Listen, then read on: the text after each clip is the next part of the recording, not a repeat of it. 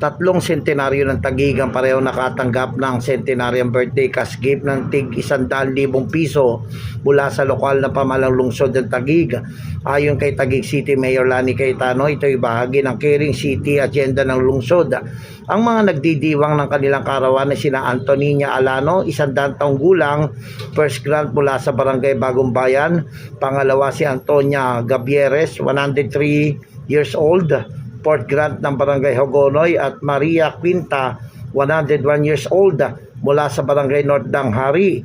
Ayon nga sa alkalde, ang bawat sentenaryo ng lungsod ay nakakatanggap ng 100,000 pesos cash gift pagtungtong nila ng 100 taong gulang, at patuloy na makakatanggap ng halagang ito kada taon hanggang sila ay nabubuhay. Isa lamang ito sa mga programa ng lungsod para sa mga senior citizens ng probinsyudad.